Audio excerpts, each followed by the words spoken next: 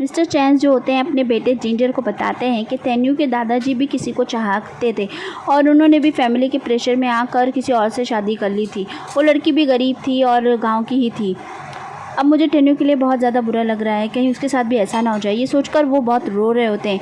Ginger को भी अच्छा नहीं लग रहा होता है। अगले सीन में दिखाते हैं कि दादाजी के सामने सब खड़े होते हैं और तेन्यू की बीमारी के बारे में बात कर रहे होते हैं। दादाजी बोलते हैं कि जाओ और उसे ले आओ यहाँ पर। सब वहाँ से चले जाते हैं। जिंजर बाहर खड़ा हुआ कुछ सोच रहा होता है। फिर सारे लोग निकल जाते हैं तेन्यू को लेने के लिए। पीछे दादाजी जो होते हैं वो बहुत रो रहे होते हैं। उन्हें तेन्यू का ही ख्याल आ रहा होता है। उन्होंने उसे बचपन से पाला होता है, इसलिए वो बहुत ही ज़्यादा उनका प्यारा पोता होता है। आगे सीन में हमें दिखाते हैं कि तेन्यू जो होता है जंगशान के साथ में कमरे में होता है और वो उसे बोल रहा होता है कि तुम फिक्र मत करो, सब ठीक हो जाएगा। मैं जाने के बाद शादी के लिए हाँ बोल दूंगा तो लंगशान को ये सब कुछ नहीं करना पड़ेगा। तभी दरवाजे पे कोई बजाता है। वो जाकर देखते हैं तो वहाँ पर शीन होती है। शीन बोलती है कि मैं कुछ काम से आई थी लेकिन मुझे लगता है मैं गलत टाइम पे आ गई, इसलिए अब तुम जाके सो जाओ, मैं सुबह आ जाऊँगी। ये कहकर वो वहाँ से चली जाती है। आधी रात हो जाती है। जंगशान को आवाज़ आती है कि तेन्यू खांस रहा है। वो जाकर देखती है और उसे चेक करती है तो पता चलता है कि उसे बहुत तेज़ बुखार आया हुआ है। वो फ़ौरन डॉक्टर को बुला के ले आती है और उसकी देखभाल कर रही होती है। डॉक्टर बोलता है कि मौसम का असर है, इस वजह से कोई घबराने वाली बात नहीं है, सुबह तक ठीक हो जाएगा, मैं दवाई दे देता हूँ। ये कहकर वो दवाई दे देते हैं और चले जाते हैं। जंगशान जो है पूरी रात उसकी तेन्यू की देखभाल कर रही होती है। तेन्यू कुछ बड़बड़ा रहा होता है तो वो उसके करीब जाकर सुनती है तो वो बोलता है कि मैं बहुत दिल से चाहता हूँ कि मैं तुमसे शादी करूँ। और ये कहकर वो फिर से थोड़ा सा नींद में होने लग जाता है। जंगशान पूरी रात उसके पास ही बैठी होती है। उसकी आँख खुलती है तो लंगशान वहाँ पर होता है। वो बोलता है कि मैं आ गया, मुझे पता है तुम बहुत परेशान हो, चलो बैठो यहाँ पर। और वो बोलता है कि तुम्हें इतना सोचने की ज़रूरत नहीं है, तुम अपने दिल से सोचो कि तुम्हें कौन चाहिए, वो या मैं, और फैसला तुम्हारे हाथ में है। जंगशान की आँख खुल जाती है और सुबह हो जाती है। तेन्यू भी उठ जाता है। वो कहती है कि तुम ठीक तो हो ना? वो बोलता है हाँ। तभी शीन आ जाती है उन लोगों के लिए नाश्ता वगैरह लेकर। वो नाश्ता वगैरह करके बाहर खड़े ही होते हैं कि दादाजी के आदमी आ जाते हैं उसको लेने के लिए। तेन्यू जो होता है अपने एक बॉडीगार्ड से कहता है कि जंगशान का ख्याल रखना, और ये बोलकर वो चला जाता है उन लोगों के साथ में। जब वो जा रहा होता है तो जंगशान को लगता है कि जंगशान कहती है कि मुझे लगा था सिर्फ एक इंसान है जिसकी वजह से मुझे इतना बुरा लग सकता है, लेकिन आज मुझे पहली बार पता चला कि मेरा दिल किसी और के लिए भी धड़कता है और मुझे इसके जाने का भी बहुत अफसोस हो रहा है।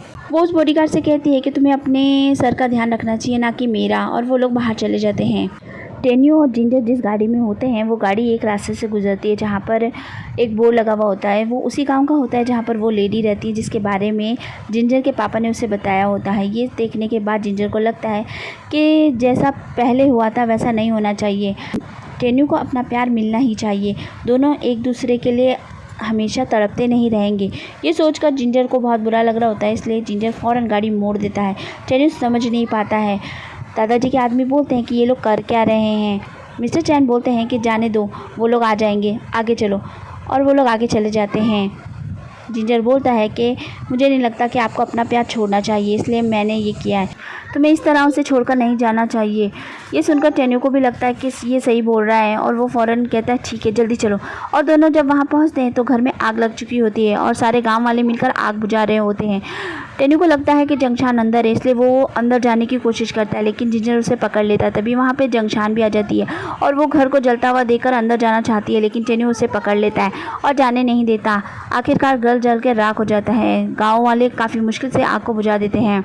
जंगशान दरवाजे पर खड़ी होकर सोच रही होती है कि अब मैं क्या करूं, मेरा सब कुछ जल गया, मेरा सब कुछ ख़राब हो गया। तेन्यू उसे दिलासा देता है और अपने साथ ही गाड़ी पे ले आता है। दोनों गाड़ी में होते हैं। जिंजर जो है सिचुएशन को समझ रहा होता है, इसलिए वो एक जगह गाड़ी रोक देता है और कहता है गाड़ी में कुछ हो गया, मैं देख कर आता हूँ। ये कहकर वो भी बाहर चला जाता है। जंगशान रोने लग जाती है और तेन्यू उसे संभाल रहा होता है। आगे ये लोग पहुँच जाते हैं। अब तेन्यू को जाना होता है, इसलिए वो उसे जिंजर से कहता है कि इसे सेफली पहुंचा देना। ये कहकर वो चला जाता है। मिस्टर चैन जो है उसके पास आते हैं और वो बोलते हैं कि तुम्हें किसी भी बात की फ़िक्र करने की ज़रूरत नहीं है, लंगशान बिल्कुल ठीक होगा, वो बहुत समझदार लड़का है, इसलिए तुम्हें उसकी चिंता करने की ज़रूरत नहीं है। और अब तुम लोग एक अच्छी ज़िंदगी जियो और अब तुम यहाँ से जाओ। ये सुनकर जंगशान कुछ नहीं बोलती है। जिंजर जंगशान को लेकर वहाँ से जा रहा होता है। वो बोलता है क्या आप सब कुछ भूल जाएंगी। वो बोलती है कि अब मैं कर क्या सकती। जिंजर बोलता है कि जंगशान तुम ये सब कैसे भूल सकती हो, तुम्हें कुछ समझ में आ नहीं रहा है या तुम देखना नहीं चाहती। तुम कैसे भूल सकती हो कि वो इंसान तुम्हारे हर मुश्किल वक्त में तुम्हारे साथ था, वो इंसान जिसने तुम्हारे लिए क्या कुछ नहीं किया, वो इंसान जो आग में भी कूद गया तुम्हारे लिए, वो इंसान जिसने हर कदम पे तुम्हारी खुशी के लिए क्या कुछ नहीं किया, वो पहाड़ तक तुम्हारे पीछे पीछे कूद गया और यहाँ तक कि उसने इतने सारे फूल लगाए, वो भी सिर्फ तुम्हारे लिए। अपने प्रोजेक्ट के गार्डन में उसने सिर्फ तुम्हारे लिए पूरा बगीचा लगा दिया उन फूलों का, क्योंकि वो तुम्हें पसंद थे। तुम कैसे भूल सकती हो। जंगशान सोच में पड़ जाती है और जंगशान जो है सोच रही होती है और अपने पुराने पलों को याद कर रही होती है और उसकी सारी बातें उसके दिमाग में घूमने लग जाती है। जिंजर जो है एक जगह गाड़ी रोक देता है और जंगशान से बोलता है कि मैं तुमसे सच छुपाना नहीं चाहता, इसलिए मैं तुम्हें बता देता हूँ कि टेन्यू को एक बीमारी हो गई है, हो सकता है वो अगले साल तक जिए ही नहीं। ये सुनकर जंगशान बहुत चौंक जाती है और अब जिंजर गाड़ी लेकर आगे निकलता है और उन लोगों का एक्सीडेंट हो जाता है। जिंजर पूरा खून में लथपथ पड़ा होता है और जंगशान भी एक साइड में खून में लथपथ होती है। जंगशान की नींद अचानक से टूट जाती है, उसे लगता है कि कुछ हो गया, उसका जी घबराना शुरू हो जाता है। टेन्यू को भी फिक्र हो रही होती है, इसलिए वो फ़ोन लगाता है, लेकिन जिंजर फ़ोन ही नहीं उठा रहा होता है। वो बार बार फ़ोन लगाता है, जिंजर फ़ोन नहीं उठाता। वो जंगशान को फ़ोन लगाता है, वो भी फ़ोन नहीं उठाती। और फिर हमें सीधा सीन हॉस्पिटल का दिखाया जाता है, जहाँ पर टेन्यू बाहर खड़ा हुआ होता है और अंदर जंगशान होती है। वो लगातार वहीं पे खड़ा। टेनेन वहाँ पर आता है और अपने भाई के लिए खाना लेकर आता है। वो कहता है भाई खाना खा लीजिए और आप थोड़ा आराम कर लीजिए। टेन्यू बोलता है नहीं, तो वो वहाँ से चला जाता है। दूसरा दिन हो जाता है, टेन्यू ने कुछ खाना नहीं खाया होता है और वो वहीं खड़ा हुआ होता है, बस जंगशान को ही देखे जा रहा होता है। टेन्यू फिर से खाना रख कर पुराना खाना ले जाता है और नया खाना रख कर वहाँ से चला जाता है। इस तरह से वक्त गुजरता है और 3 दिन हो जाते हैं। जंगशान को होश आ चुका होता है और उसकी सहेलियाँ उससे मिलने के लिए आई होती है और वो लोग बताती है कि पिछले 3 दिन से तुम बेहोश थी, अब जाके तुम्हें होश आया है और टेन्यू लगातार तुम्हारी देखभाल कर रहा था। टेन्यू वहाँ पर उसके लिए खाना लेकर आ गया होता है। वो बोलता है कि जिंजर कैसा है। जिनियान बोलती है कि वो भी ठीक है और वो लोग उससे मिलने के लिए चली जाती हैं। टेन्यू जो है जंगशान को खाना खिला रहा होता है, वो उसे खाने के लिए बोल रहा होता है, तभी पीछे से टेनेन भी आ जाता है और जंगशान जो होती है वो उसे कहती है चलो शादी कर लेते हैं। ये सुनकर टेन्यू बहुत खुश होता है और पीछे खड़े हुए टेनेन और मिस्टर चैंग भी बहुत ज़्यादा खुश हो जाते हैं। टेन्यू जो है जंगशान की तरफ देखने लग जाता है। जब वो ठीक हो जाती है तो वो उसे नियान के यहाँ पर लेके जाता है और उसे वहीं रहने के लिए बोलता है। वो कहती है कि तुम कहाँ जा रहे हो। वो कहता है मेरा कुछ काम है, मैं जैसे ही ख़त्म हो जाएगा मैं वापस आ जाऊँगा। वो पूछती है कब तक वापस आओगे। वो बोलता है कि बहुत जल्दी वापस आऊँगा। वो दादाजी के पास जाता है।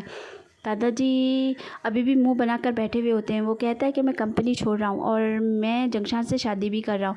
मैं चाहता हूँ कि आप हमें दुआएं दें। वो बोलता है कि मैं चाहता हूँ कि मेरी शादी में आप शामिल भी हो। ये कहकर वो वहाँ से चला जाता है। टेनेन अपने भाई को बोलता है कि भैया आप इस तरह कंपनी छोड़ के क्यों जा रहे हो, आपको नहीं लगता ये वक्त ठीक नहीं है। टेनेन बोलता है कि भाई अब आप क्या करने वाले हो। तो वो बोलता है कि अब कंपनी को मेरी ज़रूरत तो वैसे भी नहीं है, तो मैं अपने सपने को पूरा करूँगा और साइंस और बायोटेक्नोलॉजी में मेरा काम करूँगा, अपना सपना पूरा करूँगा। टेनेन कहता है मैं आपके लिए बहुत ज़्यादा खुश हूँ। टेन्यू बोलता है कि दादाजी का ख्याल रखना। टेनेन कहता है कि हाँ मैं ज़रूर रखूँगा, आप फिक्र मत कीजिए। सीन यहीं पे कट हो जाता है।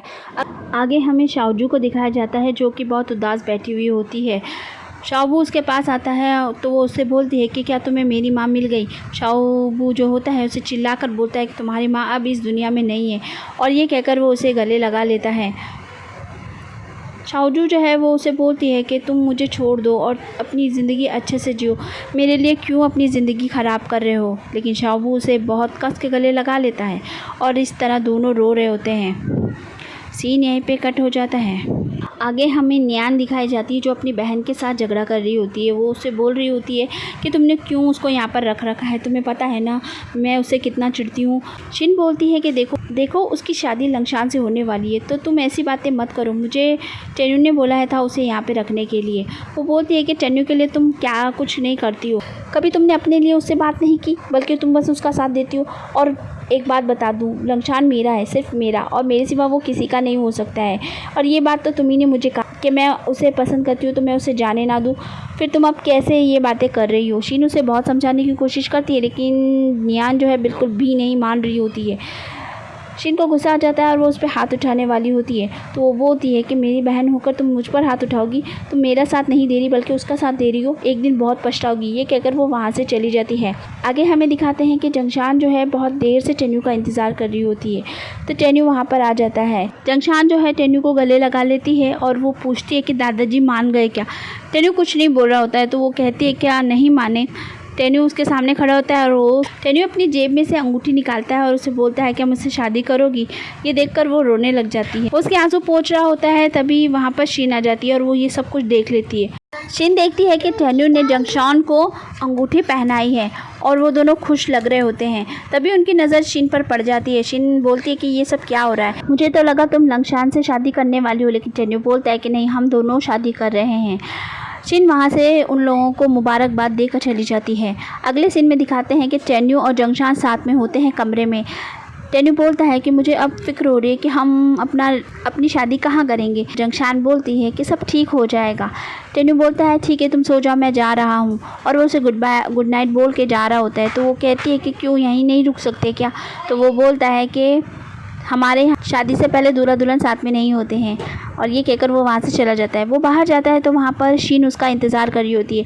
वो शीन को आकर कुछ कंपनी की बातें बोल रहा होता है, लेकिन शीन बोलती है कि पहले मुझे बताओ कि ये सब हो क्या रहा है। मुझे लगा कि वो लंगशान से शादी कर रही है, तो ये सब क्या है। तो टेन्यू कहता है कि हम दोनों ने फैसला कर लिया है कि अब हम दोनों ही शादी करेंगे। वो कहती है कि तुम ये सब क्या कर रहे हो, सब ख़राब हो जाएगा, तुम पागल हो गए हो क्या। तो वो बोलता है कि हाँ मैं पागल हो गया हूँ। तो फ्रेंड्स आज का वीडियो यहीं तक। पसंद आए तो चैनल को लाइक कीजिए, सब्सक्राइब कीजिए और बेल आइकॉन भी दबा दीजिए। मिलती हूँ नेक्स्ट वीडियो में। Bye bye.